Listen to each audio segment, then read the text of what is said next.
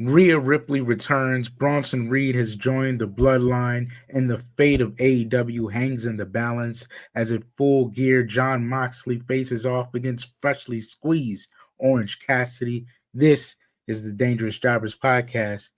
Here we go. People have been asking me to be the best in the world. Why, Eddie? Why? I'm better than you. My eyes are red. I was in the back smoking a joint with their game.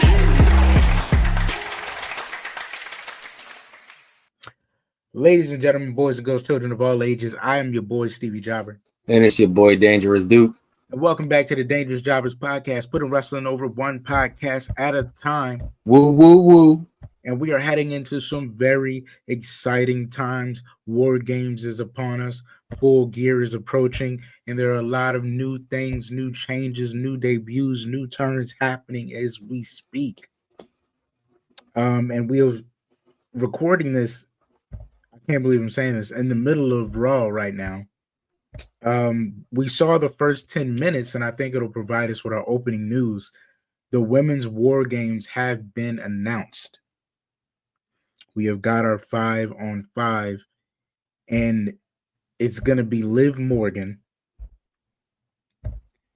Nia Jax, Tiffany Stratton, Candice LeRae, the Speed Champion, and who Raquel. else? And Raquel. Raquel. So that's your 5. The women's champions and their lackeys, plus Candice LeRae from Speed, not from Speed, but Candice LeRae, the Speed champion, against also pretty much all the champions. Well, except for 2, that being Bianca and Jade on the opposing team, plus Naomi, and who I thought was going to be Bayley, that turned out to be Rhea Ripley, plus who else do they now have? Mrs. War Games herself, Io Sky. And Io Sky, who came out of nowhere. I was not expecting Io Sky. Well, Io Sky was probably who I was expecting to be Bayley. Because Rhea makes more sense. But Io, I didn't see coming. Io, I thought was going to be Bayley. And as it turns out, it's Io Sky. For what reasons, I don't know. Duke, tell me why, if this makes sense.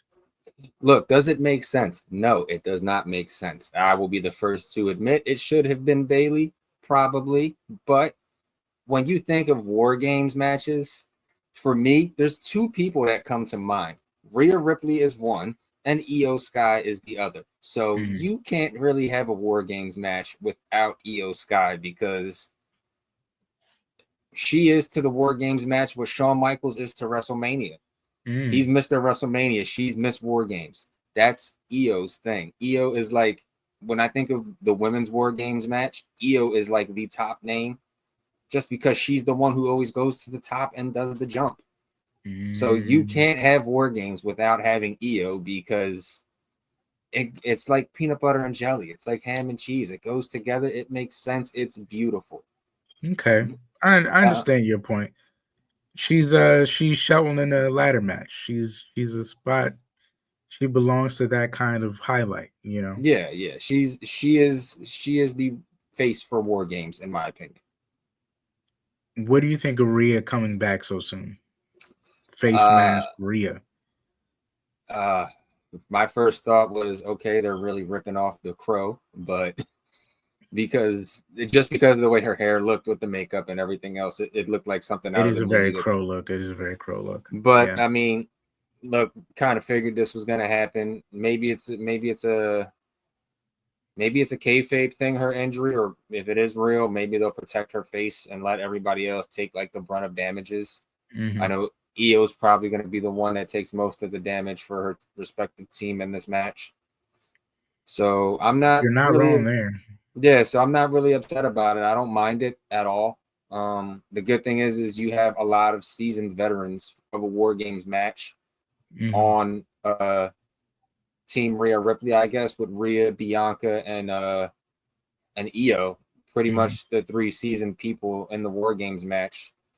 I think Candice LeRae may be the only other one who's been in a significant amount of war games. And she'll be taking a lot of the damage for her team. Yeah, so I don't mind it. I think this was probably the best case scenario for them, putting something together this quick, and you got to pick who you want to use. So I don't mind it. I think it's going to be a great match. It'll probably be one of the better War Games matches the women had. So I'm excited for it. It has a lot of potential. I didn't think of it that way. It does have a lot of potential. You got a lot of main eventers in one spot. You got a lot of seasoned vets in one spot. You got a lot of people that know how to put a good match together in one spot. And the producers who they're probably going to assign to this match are definitely going to know what they're doing. You could be right. This could be one of the best women's War Games matches has been. For me, your two toughest people to call here are Tiffany Stratton, because this is going to be her first War Games. And believe it or not, Jade Cargill, because granted, she's big, she's powerful. This is a match that screams Jade Cargill, but she's still relatively new to the WWE. So, and this is probably the biggest match she's been in. Yeah, I think you're right. People-wise, I think you're right. Not stature-wise, people-wise. Well, let's talk about it. I mean, I don't think she's been in that many gimmick matches, right? So being in this kind of match with these caliber of athletes, of people, of names that have been to the top or been here longer, it is a big stage to be on, and a lot is expected of these War Games. They really don't miss. So it'll be on her to get her highlights off. I'm hoping it would go botch free though. Like we said, the caliber of women in this match could have a potential for it to be very clean, very off the wall, very spot heavy for strong athletes, for high flyers. Yeah, I think it's got a lot of potential. You hit it on the money. I want to bounce over kind of all over. We got a lot of things happening at once. Give me your thoughts first off on the Hurt Syndicate. I'm going to jump over to AEW, and then I'm going to kind of weave back into WWE. You'll see how I do this. The Hurt Syndicate is finally fully together, and leader Bobby Lashley is heading into his first big match against Swerve at Full Gear. We'll come back to that. I have this Full Gear story and I have the other Full Gear story, but I want to touch on the Hurt Syndicate first because it's Swerve as big match, it's Bobby first match, big money. Shelton's been doing great things with the people he's been up against. They've done a great booking job. They've reestablished him as a monster without having him really talk. And he has his one-liners, but it works better for him that way. MVP gets to do a lot of the talking, and he's really been able to display some really good promos. And on top of all of that, I think what really brought it together for me was hearing West Side Gun on the theme song. Because by the time they get to the chorus of their Hurt Syndicate theme, I just felt like, man, I like this. I like everything they got going. And hearing West Side Gun say we hurt people, it just was, it felt right. It felt right. It felt like I was just excited to see what these three men are going to do next. It's Shelton Benjamin kicking the heads off people, throwing people around, even though one of them happened to be Leo Rush. And I was a little upset about it. But since then, Shelton has been such a monster. And it's just been impressive. And the theme song really brings it back together. It reminds me of 3-6 Mafia, Mark Henry. Yeah. Just a great, like, oh, this is where people get hurt now. Like, and there's nothing like touching that special spot on a wrestling fan where you just know someone's about to get hurt. it really hits a soft spot for me to know, oh, Pain is coming now. Entertaining Pain is coming. I like it. What do you think? Yeah, I agree. I agree with you there with the theme song and everything else. I like it. Using Shelton in this capacity where he's a monster and not so much of a premier athlete, I guess, is kind of a refreshing, kind of like a refreshing switch up. I will say I got to give Tony Khan some credit here, or whoever was in charge of, bringing this group in. This is what happens when you let your people have some creative control and it works in your benefit, because this version of them, even though it's early on and it's fresh and it's new, I already like this version of the Hurt Syndicate more than I like the best version of the Hurt Business. And which is crazy to say because it's still new, but I think this is going to be way more of a better path for the Syndicate than the other road was leading to. So I actually like this really well. I commend Tony for pulling the trigger and letting them do what they wanted to do, because he probably saw that, hey, this is going to resonate with a lot of people. This is going to be great. And then Swerve being the first guy up, it kind of just writes itself. Sometimes it's like the best things that can happen are the things that write themselves. And this pretty much wrote itself. Yeah, I'll say for me, the easiest thing about it is I feel like they got a lot of creative control. But also, I'll say this is a little, not any knock to Bobby and MVP, but this should have felt like the best version of this, and not just because of the creative control, not just because they can kind of do it however they want it now, and not just because Swerve is involved, or even the Triple H controversy. I think this works so well now because, truth be told, this is the third time they're doing this. At least for Bobby and MVP it is. Because people forget, before the Hurt Business came to WWE, MVP and Bobby also had a thing in TNA that was similar to this. So this is kind of a refined version. Like, they know how to make this work, which I feel like was MVP's gripe by the time they were leaving WWE about the Hurt Business, is that MVP probably had already worked out that this works and how it works if you just let them do it. So getting the Hurt Syndicate in this capacity, like, they really should feel this good. And I'm just, despite all the controversy that may come out around it, I am just excited to see three guys that should be showcased at the highest level be able to showcase themselves at the highest level. Speaking of guys that want to be showcased at the highest level that are kind of interweaving with the Hurt Syndicate, why should I go? In NXT, they're starting the Iron Survivor Challenge. For anybody who doesn't watch NXT, if there's any one pay-per-view I can say, man, this is the one to watch just because it's gonna be exciting, it's the Iron Survivor Challenge. It may sound complicated in theory, but to watch it play out, super entertaining. And I wanted to get your thoughts on who on the roster you feel like should win. But before we get to that, one of the people who didn't even get to qualify, losing to a rising Javon Evans, was Cedric Alexander. And Cedric went on to have this interview where he basically said that he's better than this. He should have qualified. He's been to the top. He's been where all these kids want to go. And it's high time that he gets where he should be.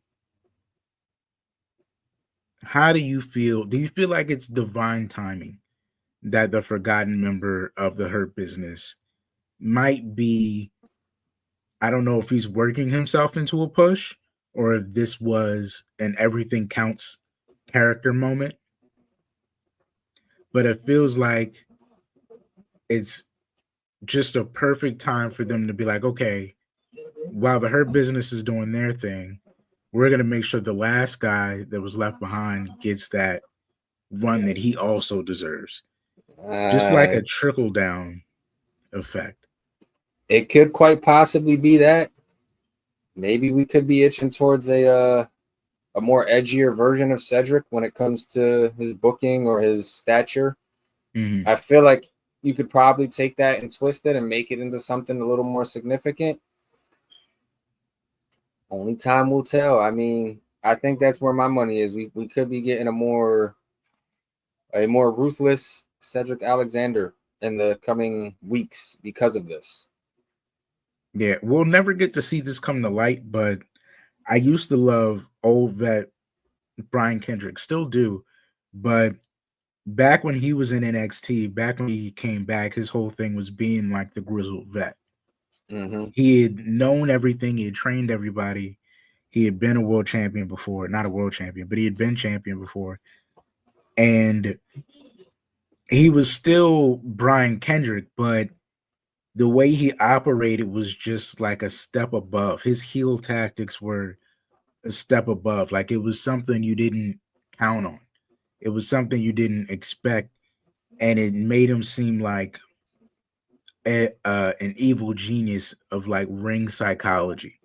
Cedric lately has been doing this mentory role that doesn't serve him well in the end, which I think is how he got to this point. I could see Cedric tapping into that kind of a character where like now I'm not trying to help anybody. I'm using all the extra little things I know to make sure I get ahead to where I'm supposed to be.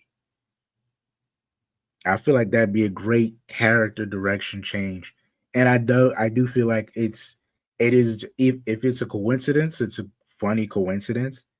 But I do feel like it could be a personal response to MVP's gripes and the internet's gripes about male champions, and also a knock on like Vince's old tactics of, okay, the people that left you here, I'm gonna leave you to suffer while they go do their own thing, because that used to be a Vince thing. Mm-hmm. I think giving Cedric some momentum instead of taking more away from him is like a show of good faith. It could be. But moving out of that, who do you think should be just on that NXT general roster that you might pick to be Iron Survivor this year? Now, I'll give you some guys to choose from. And, you know, Javon is in there. I think I want to say Wesley's a great choice. I want to say who's another guy that's a great choice. I like Jensen. Just because Jensen's had like a real hardcore stint, but it hasn't gotten him anywhere. It's a perfect place to be like, okay, this could be a guy that could really shine. Mm-hmm. Shoot, I'm trying to think of who else. Whoever doesn't win from Chase U, because Chase U is having their whole thing with Ridge Holland. Man, there's some key guys over there. And then from the women, you know, there's always Lash, there's always Cora, there's always Sol Ruka, Nikita Lyons, Jada Parker. My personal pick for the women. Who on this NXT roster do you feel like could be the Iron Survivor winners this year? See, the women are a little bit of a toss-up for me. I don't know, because there's so many women to choose from, and I feel like there's really only 2 or 3 that would come to mind. For the men, Javon Evans is definitely a name that I like, especially given the nod he just got from Randy and the other vet. He just got a nod from another vet. It was Randy and who? Who else am I thinking of? I think it was at the 2300. He got a nod from somebody. Was it RVD? Was it Van Dam? Yeah, yeah, it must have been Van Dam then. Okay, Yeah. So because he fought Wesley. Yeah. So then, just because of the nod he got for this last month from the two vets, I'm gonna take him. And then on the women's side, see that's tough because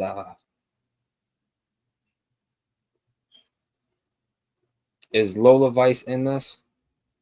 I'd imagine Lola Vice is a hot name. Yeah. Then I'm trying to exclude champions here. Yeah. So I'm gonna take Lola Vice for the women. So Javon Evans and Lola Vice, excluding champions, because I mean, if we were going champions, I probably would have took our girl Roxanne, but I'm okay with Lola Vice is more than okay with. I shouldn't say it like that. I like Lola Vice. And then Javon Evans. You got Lola Vice. I'll take Jada Parker. I feel like Jada Parker's white hot right now. And she could it might be her time. I'm just not sure what Sean is. I'm never sure what Sean is planning to do, but I feel like Jada's white hot right now. For the guys, again, like I'm close to where you're at, but I'm slightly off. I want to say Javon, just like I would have wanted to say shoot, who did you just say as the women's? Lola Vice. I would have wanted to say Lola Vice if I didn't feel like Jada Parker had an edge. I would want to say Javon Evans, but I feel like it might be owed to Wesley to get a shot in the spotlight, because I don't know if they're ever going to make. Here's my thing. I don't think they're going to make Wesley champ before they call him up. No, I don't think so either. So I think to get one fair shot at it at whatever big event they would have following the Iron Survivor, because I don't remember what's after this, but having them get one fair shot at it for whatever not takeover, but whatever NXT PLE would be around. I'm thinking Royal Rumble probably, which is a big one. It would be cooler for him to get one real good shot at Trick. Wesley and Trick would create a real moment, because you got Wesley, that's a vet, that's a different type of style, that's fighting from under as the bad guy against Trick. And Wesley is probably nicer on the mic than Trick is, so it would be an underdog fight for Trick too. I feel like they could do something really special, and then you could leave Wesley off the whatever, or have him do one big feud with somebody, probably Javon, one more time before he gets called up, because I see Wesley getting called up. I feel like this might be his last year. Doing that thing with the Rascals might have been the peak of his character if you're not going to put a world title on him. Yeah. So I feel like this might be his last year. So he'd be my pick. If it wasn't for him, I would have gone with Javon Evans. To bring it back out of NXT into the finishing point of AEW, the other story I have for AEW is the Full Gear main event, Jon Moxley versus Orange Cassidy. I basically just feel like it's a run before Darby, but I love the character evolution that Cassidy is going on in the in-between time. I feel like the actual guy is still Darby Allin, but I do enjoy that Cassidy's taking on this closer to a real person character. Just from his first promo, where he was like, I don't really do this, where he established, like, I'm going to take the championship out of your bag and then put it in my backpack. I like his role. I like the storytelling and everything that they've done. But in my heart, I still feel like Darby is the guy.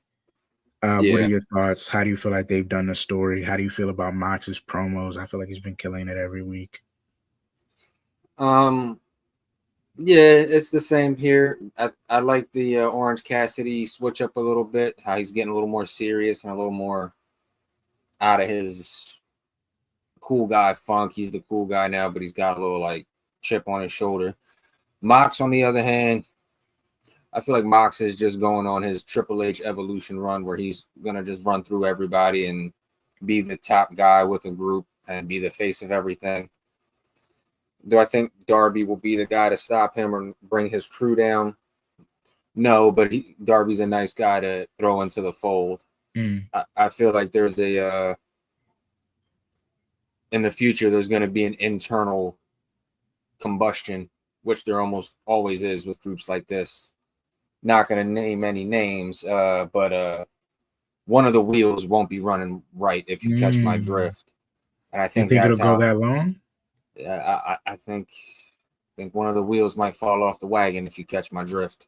And I think that's how it all comes crashing. But I like this run Mox is on. He's doing great stuff for the company. He's in his Triple H Roman-esque bag, so I'm here for it. Let's just make some magic before we get to that moment. Yeah, it's and I think we say it time and time again, but it is still amazing to see how like the Rogue Shield member is still holding down one whole third of professional wrestling. I feel like it is still crazy to see that in case of emergency they still break glass for Jon Moxley. Yep. To steer the ship in the right direction, despite who the EVPs are and who they think is in control. They still go back to one man for their sanity. But yeah, I think I don't know if it'll go as long as the Evolution run. It does have all the potential to if they do it right. I always wonder how they do with stories. So I never count it to be that monumental until they actually get there. Until they prove to improve that far. But it has all the potential in the world. They got a lot of young guys to run through before they can get to a Darby Allin or whoever, or that wheel that you speak of. So they got a plethora of young AEW staples of the future to go through before they could get there. It could go that long, and Moxley could go that long. I could see it. He's in his Roman-esque bag. He's in his Evolution bag, but it's like Stone Cold went and started his own Evolution. Like that's what it feels like. Like if Stone Cold had a band of rogue, followers, who would they look like? It'd probably look like the Death Riders. Or like this is a funny one. This just came to me. Because of the Death Riders, is Jon Moxley like wrestling's DMX? Is he? Hey, I mean, is he DMX for professional wrestling? I wouldn't go that far. Rough Riders. Hey, I wouldn't go Rough Rider, but hey, it's our pod. We can say what we want. Oh shoot! I'm imagining what's her name is Eve, and now it makes so much sense. The Death Riders is DMX. It's pro wrestling DMX. All right, getting back to the main card. Mike's gonna give it to you. He does have X in his name. DMX, MOX. I mean, it's right there. It's right there. It's right. All right, now get off of it. Getting back to WWE news. Getting to Savage Beatdowns. Tag teams. Tommaso Ciampa returning back to Psycho Killer ways. Interrupts the main event of SmackDown.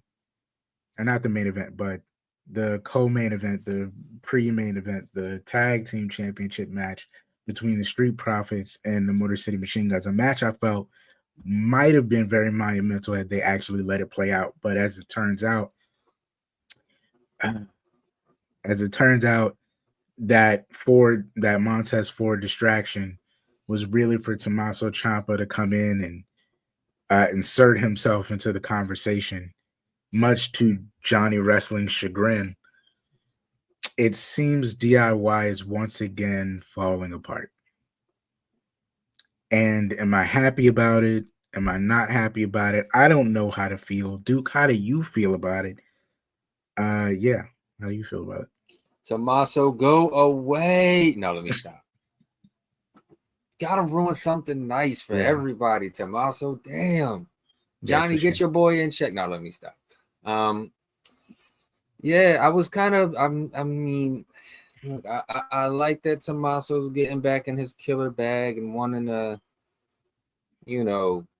get back what was his that he should have never lost in the first place. But why do you gotta mess it up for the rest of us who want to just see good old classic, just potentially great tag team wrestling? Because sometimes that's all we want to see, just a good solid tag match. And then you got to pull it out from under us and get our hopes up and then just crush them like the wrestling community always does. Shame, shame, shame. It is shameful. It's shameful, Tommaso. You ruined what could have potentially been a very good match. I'm not sure where this is going, man, because I don't know if Tommaso is on his Xavier Woods. I do feel like we should take the time to understand that at the root of the issue, Tommaso Ciampa is a Triple H kid. And if Triple H teaches his kids one thing more than anything else, it's that only holding gold matters. The root of Triple H as a character even is that I am obsessed with gold. Anger. Oh, gold. Well that well the anger is fueled by the obsession for gold. It fuels him. It enrages. He's the Hulk until he obtains the gold, And then once he obtains the gold, it becomes a whole nother animal that we won't even get to. But him as a character, the root of his character is I will do anything to obtain the gold that I am after. I don't care about hurting anyone. I don't care about rules. I don't care about who's in charge. None of that matters to me. I want the gold. Mm-hmm. And Tommaso seems like he's really tapping into his father's teachings. Because even having the conversation, it didn't even sound like he knew what he was talking about when he was yelling at Johnny. It's tapping into his dad's hairline too. I'm sorry, I'm just upset because we lost a great tag team match. That's all. No, but he's arguing with Johnny, and Johnny's like, "What are you doing? We didn't talk about this." Tommaso shoves him down. He's leaving like, "We didn't talk about this. I talked about this. I talked about getting the gold. I want the gold." Just slowly spiraling as he leaves the ring, and I'm like, "That's not a good Tommaso." Do they work? Tell me this: do they work better as foes in a singles division than they do as a tag team?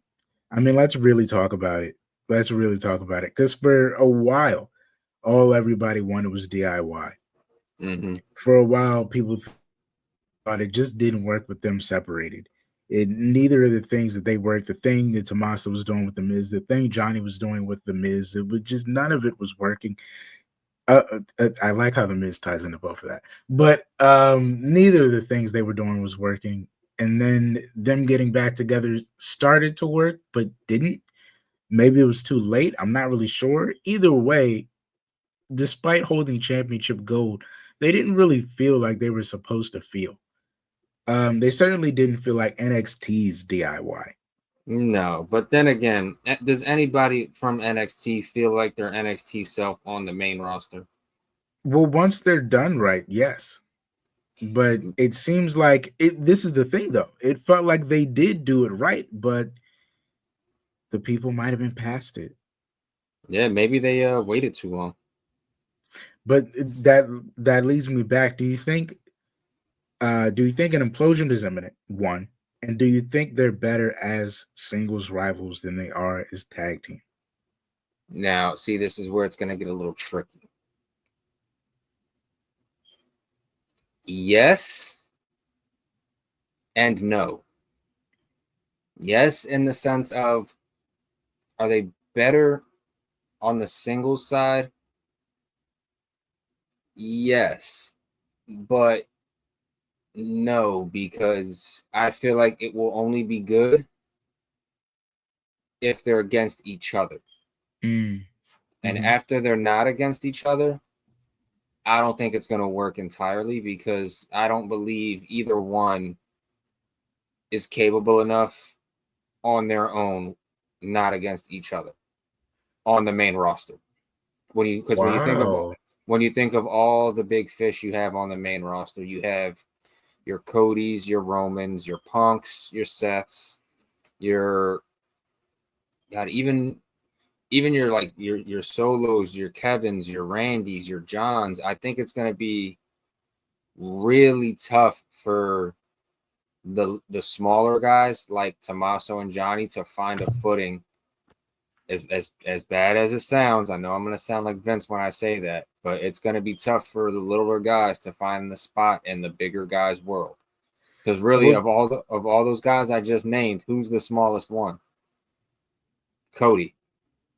Cody's not exactly small. Cody's like 6'3", and I want to say 225, 230. Cody might even be shorter than 6'3". Well, this brings me to my, I guess, my final question on this, because we got to move on. How do you feel about, I guess, that in general? Because I've been thinking about it, speculating about it with, the JD McDonoughs, the Finn Balor's, in particular, the Johnny Garganos, the Tommaso Ciampas. If it's better that they're a tag team, because on screen it just doesn't look believable enough. And I hate to say that, but I felt like it was one of the only things that really translated immediately to me during the era of NXT being better than the main roster. What I mean is this: take the kings of that era, the Tommaso Ciampas, the Johnny Garganos, the Adam Coles, the Undisputed Era, um, the kings of that old NXT, even Ricochet at his hottest. Um, these were guys that we loved, that we knew could overperform anybody on the main roster any given day. But once you put a Tommaso Ciampa against who we thought he was the caliber of, like a Randy Orton, the size difference was almost shocking in real time. So even though we knew Tommaso could go with the likes of a Randy Orton, could talk with the likes of a Randy Orton and MVP, seeing the size difference in ring, it didn't feel quite as believable when Tommaso hit some of his best shots. Is that still can that be overcome even as an issue if they go into the singles route? You're off. My bad. Yeah, it can. It's just gonna be difficult because we're already seeing people now try to do it, and we see how difficult it is for them. Look at Carmelo Hayes right now. He's a smaller guy who is killing it in NXT, 2-time champ. It's tougher for him because now we have him on the main roster, and we put him in there with Randy Orton's, with Andrade's, with LA Knights, and he just hasn't been able to cash in. Even the bigger guys from NXT that came up, like the Austin Theories, you put him in there with the John Cenas and everything else. Now, granted, Austin Theory has had mild success on the main roster, but not to the extent that people were giving him the credit to potentially do. Mm-hmm. So it's going to be a lot tougher in this Triple H era, because as bad as it is to say, when you're coming up in developmental, there really is no type or mold for what we need as a world champion for this. But once you get to the main roster, we have a brand and an image to uphold. And unless you supersede in multiple areas, it's going to be harder for you to reach that spot. Well, this is the weird place for me, right? Because I feel like the only true example of that kind of guy fitting now, and it's weird the place that this has gotten, because I feel like you can't even say, like, at least before you used to be able to say, like, maybe Seth Rollins was a small guy, right? But I think Tommaso and Cole are even smaller than him. Yeah. He looks at least believable next to a Randy Orton. So it's not like they could say before where like a smaller guy was a Seth Rollins size or a Miz size or a John Morrison size. Like these guys are even smaller than that to some degree, especially a Javon Evans. So you face those kind of challenges like Carmelo Hayes, first round pick in the draft, not doing nearly as well as Tiffany Stratton, possibly because she doesn't have to deal with some of those size issues. I mean, hey, Daniel Jones was a first round pick, but he didn't perform nearly as good as Josh Allen. Yeah, and it's not to say that Carmelo Hayes hasn't been doing excellent work since he got called up.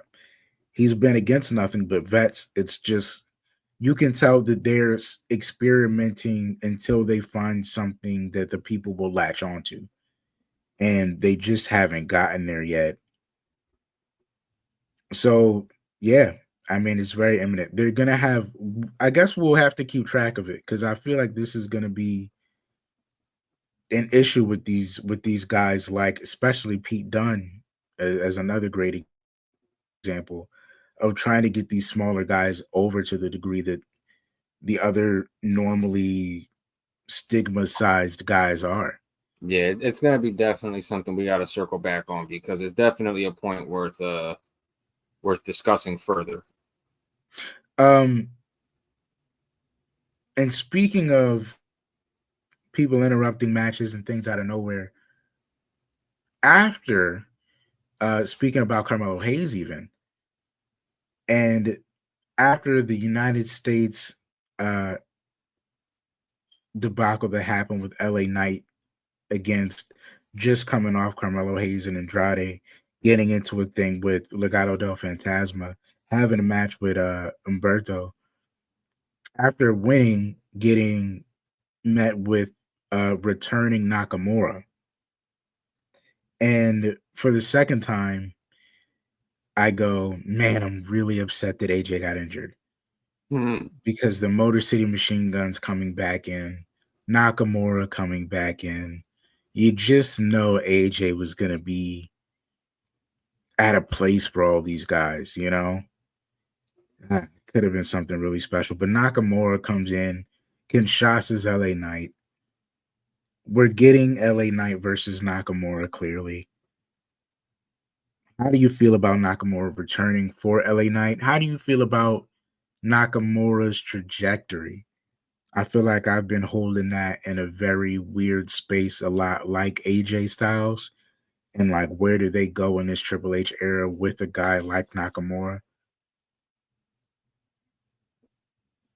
This is where LA Knight goes bye-bye. I think with this Nakamura character change, this is do or die time for Nakamura. I like the look. I really like the look. Shinsuke is, I don't know if he's heel or what. I just know he looks like somebody you don't want to mess with. He looks like if, no, let me not even say that because that'll get me canceled. But he looks like somebody that would drag you to the shadow realm. Like that's literally what I got. I like that term. That's a great term.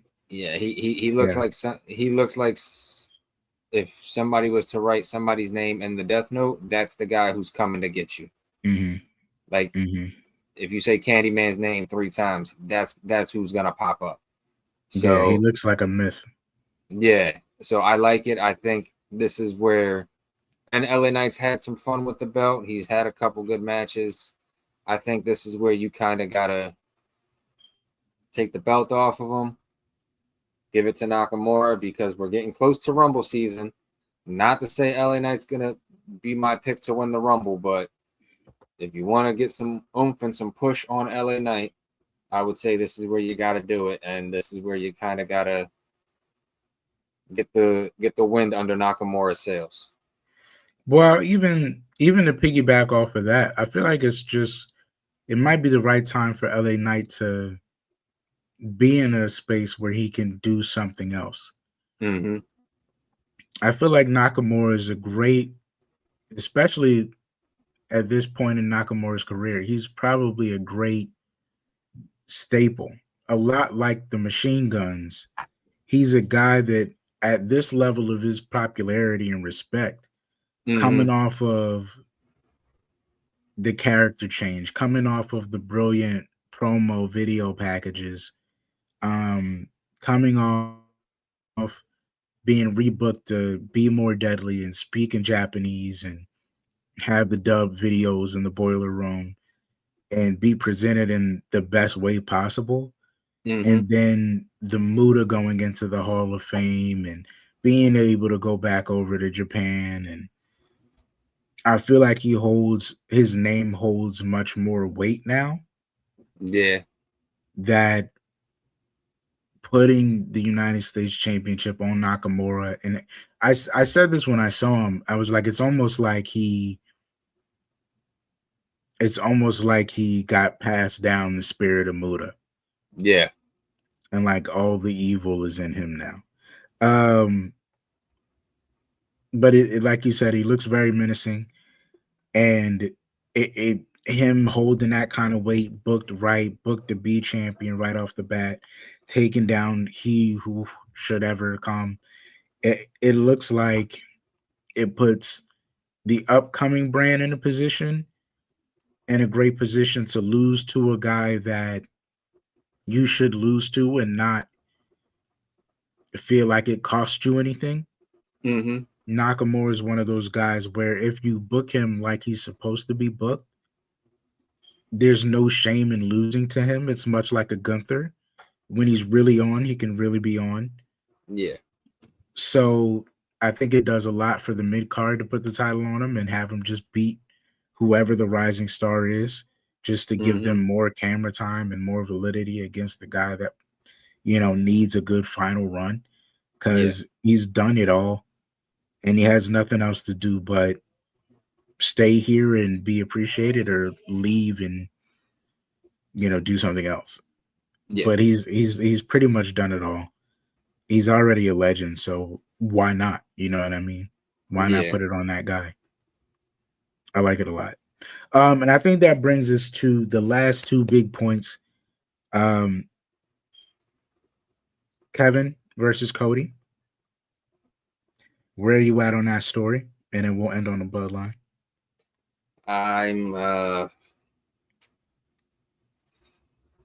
Honestly, I'm kind of meh. I think maybe because we're in the War Game season and that's kind of what always takes our attention.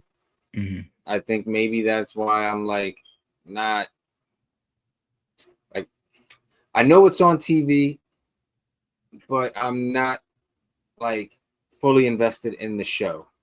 Like I if that makes sense. Like I know the show is on, I know it's important, but I'm watching something else. if that's a better way to put it. We'll speak to that because it's odd, isn't it? Because I feel like Kevin's doing probably some of his best work via video camera. And I feel like the way that they're booking it is very unique. Like it's very we really shouldn't be doing this, and it's very under the table, and it's very like, trying to wash dirty laundry in front of everybody. And I get the realism. Like I get every angle they're trying to do this from. And it's very special what they're doing, and I can appreciate that.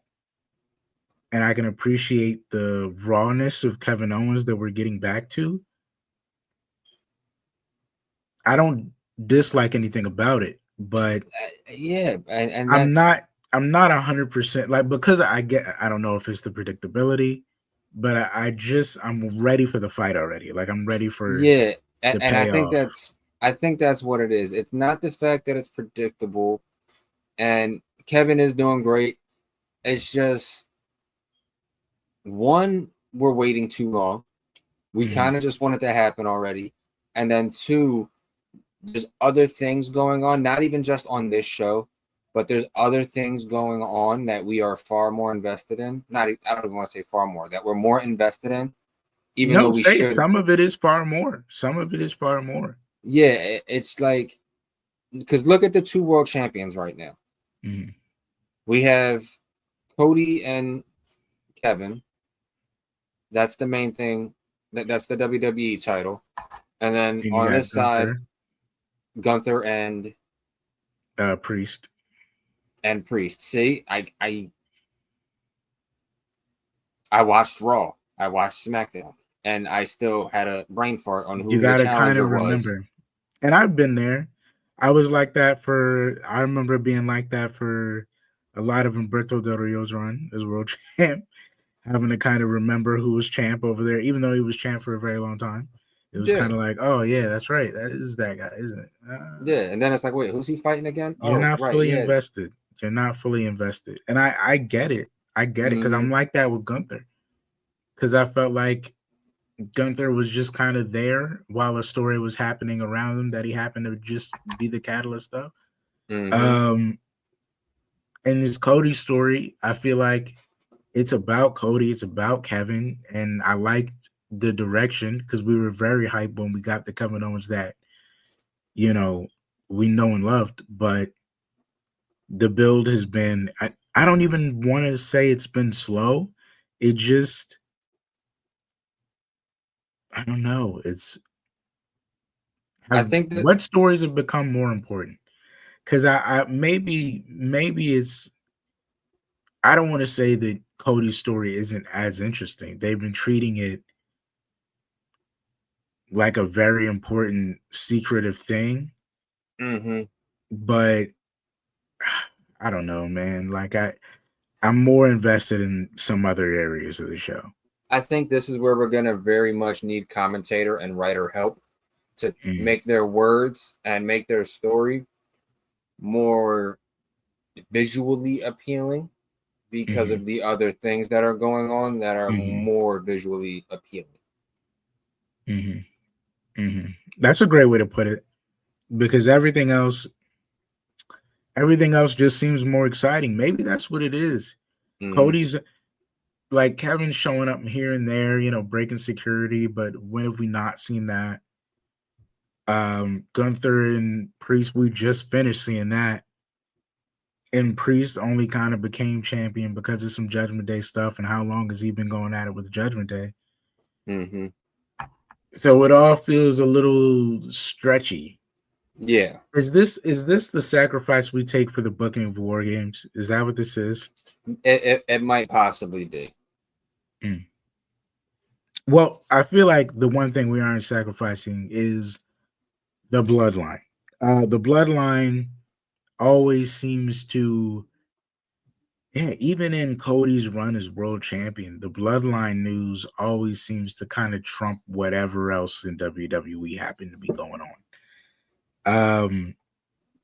Sam becomes black. The OG bloodline is back together. They're not perfect, but they're back together. And they still need to find a fifth. They still haven't been able to have a fifth. Seth said no twice to both sides. He said no to Sammy, and he said no to Solo. LA Knight said no. They haven't been able to find anybody. Meanwhile, we find out on SmackDown that the fifth for the bloodline happens to be Bronson Reed, who is trouble, to say the least. Not who we thought it was going to be. Not another Samoan who I think we felt like it should have. I mean, he has Samoan descent, but he's not bloodline. So, I mean, everything counts, I guess. I guess. But I guess. very left field for me. Very left field. Had nothing to do with anything up until this point. Mm-hmm. And they tried to logic it out by saying like Bronson has Samoan descent, and he had an interview way back saying that he would be down to get involved with the bloodline, and that he now acknowledges Solo and blah blah blah blah. History with Jacob Fatu. So there's ties, but if you were watching this on TV, you'd be like, I don't get this at all. I don't know why he's over there. Why is he over there? I don't know. So explain how we're supposed to believe we're not getting Seth Rollins now that Bronson Reed is here. And who the fifth is going to be, since it's not who we expected for the bloodline. So explain to you how we got to believe that it's not Seth? Yeah, explain to me how the guy that's been feuding with Seth for the past few months is now supposed to help Solo against the bloodline that he just said no to, and him not to get involved. If that and just, I guess, just have nothing to do at Survivor Series, since Bronson Reed's gonna be fighting the bloodline.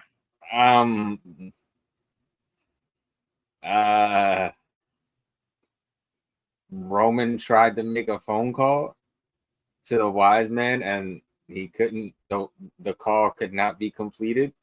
Maybe he's gonna call the wise man to call somebody else from the. I don't. Maybe he's gonna call the wise man and ask the wise man for some help, and the wise man's help is gonna be in the form of a CM Punk. I don't know how this goes. I don't know. I was expecting the other Samoan, but even that's a shot in the dark.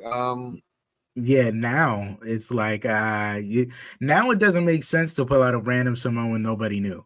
You know what I'm saying? Like it like, I don't expect them to pull out Hikuleo for the OG bloodline now. Now, because now it's like, who is this random guy we're supposed to expect to go head to head with Bronson Reed and win? You know what I mean? Like, maybe next week or maybe Roman shows up on NXT and goes to Booker T and says, "We need to talk. We need to bring some reality to War Games," and maybe that's how they get Zilla Fatu in the mix. I don't even want that though. Like, I feel like that's a plug. I feel like Zilla would definitely betray them. Like, I just been teaming with Jacob. You think I'm finna go over here? But like, he said he said Roman's the tribal chief, so he did say that. He did say that. You never know. I mean, you never know. But it's hard to believe it's not gonna be Seth now. Lance is in NXT. Yeah, Lance just got to NXT. They're gonna call Lance up day one, like, messed up writing today. We're gonna call you up early. We're gonna call the cousin. Yeah. And just expect you to show up. Even though I have no doubt Lance would be able to do it, but still. We called the Samoan cousin. Zilla? No. How ridiculous would that be? Hikuleo? No. Samu? No. This is tough for me, man. I know the bloodline match is going to be great, so that's where I'm fine about. Yeah. We're not mad at the match itself because we know the match is going to be great. It's just the people that were the last additions. And why did we need a fifth? Well, I get it, Hunter, like tradition, but like, we've changed from 3 to 4 to 5. Like, let's be real. Like, we switched the numbers to our convenience before. It would have been so much easier to just have a 4-on-4. I don't know why you needed to make it 5 people. And at that, to add Seth, if we're adding Seth, because it really looks like we're adding Seth. And I mean, I'm sure we'll figure out after we finish recording this. But, like, did this need to happen? I think maybe to make it more convenient, you probably wouldn't have even needed Big Bronson Reed. You could have literally... All right, to make it even more convenient and still not add a 5th Samoan to Team Roman, you could have gone with The Rock. You could have. And then when you add The Rock, you could have did 1 or 2 things. Mm-hmm. Seth being one, because Seth already has a history with The Rock from helping Cody. Or you could have went with Cody. Now, granted, having the WWE champion in a War Games match instead of in a title match, sure, that would have been a little weird. But then that could have been a world title match for Gunther, and that could have been your world title match for the night. But yeah, I would have been much happier going the Samoan route, where they could have just been like, okay, we got Hikuleo on Team Roman or Team Solo, and then we get the other one on Team Roman. And then you can hype up the other one even more, just whichever one you wanted to hype up more between Hikuleo or Zilla or whoever. I don't know. It puts you in a weird position, but the great thing is I expect a good match. I just, it would have made more sense had you not had Seth say no at first. You know what I mean? It would have made more. It even would have made more sense to have them talking to Bronson at some point. Like, I just wish there was a little more story to tie in these fifth people instead of just being like, well, we're getting close. Who's your fifth? Well, this guy is my fifth. All right, we got to find a fifth. Like, I mean, like, it's weird storytelling at the end of it. And I get it. Like, sometimes we sacrifice story for these matches, but this felt very unnecessary. You know what? Just very unnecessary. I'll end it on this for this. If it is Seth, just have them not be able to find somebody until War Games actually gets here. Then have either the show before War Games or actually at War Games, Paul Heyman pops up just to talk to Seth, like without Roman, without any of the Bloodline people or anything. And like, say it's the Raw before War Games. We need to talk. Show goes off. And then when War Games comes around, or the SmackDown before War Games comes around, they do the same thing, the 4-on-5, they're outnumbered, whatever. Then the Shield music hits. Seth coming down from the crowd or coming out of the blue, wearing the Shield attire, helps come make the save, War Game announcement, whatever. And then it ends with the 4 Bloodline people in the ring and Seth in the Shield gear because they got a history with that Shield gear from Mania. And then Roman's really looking like, I don't know, last time I seen you in that gear, you put a chair in my back or whatever. Yeah, I don't know. That's a great way to go about it. That's probably the best way to go about it. I'm not going to argue with you. The Shield gear has to be the guy that brings it together. Yeah. And the Shield gear would be a cherry on top. But yeah, and they're going to war. Why not the Shield gear? Don't put the whole Bloodline in Shield gear though. Just Seth. And I still feel like they could lose just because they could still go into War Games with nobody being on the same page. So it would make sense for them to still lose and it not be like a big thing. Or the final boss. Clear booking thing. Or the final boss can come on the stage and cause a distraction again. The final boss? Brock? Yeah, The Rock. Oh, The Rock. Right. Yeah, he could cause a distraction on stage, or he could use his chair or board on the board of directors power and be like, open this damn cage or you're fired, blah blah. Come in the cage. I could definitely see that. Yeah, him being the deciding factor. Yeah, and then that's how Team Solo wins because he wins, but they still cheat to win, and anything's possible. Anything's possible. I think either way though, it kind of trumps all the Shield news. Really, kind of trumps the week. Mox heading into Full Gear with Orange Cassidy. And Seth possibly being the 5th member. The Bloodline news with Roman still being the hottest news in WWE despite having no titles anymore, I'm pretty sure. Yeah. Not to say that the wrestling was bad.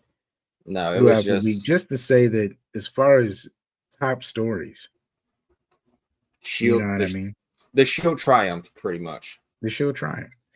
And we can triumph too if you hit that subscribe button. Listen, if you're listening to this on YouTube, you just run into our cheap plug.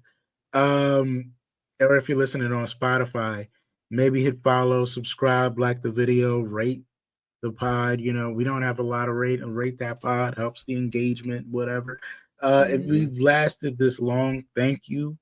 Thank you. And if you want to thank us for the entertainment, you can hit that like button. You can comment and tell us you listened to the whole pod and you didn't like a thing. At least you let us know and you got this far. You know, you've unlocked letting us know how you really feel. Yep. It was always there, but now we're showing you how to use it. Use the comments, use the ratings, use the polls. Thank you for lasting this long, man. And follow us on all the links.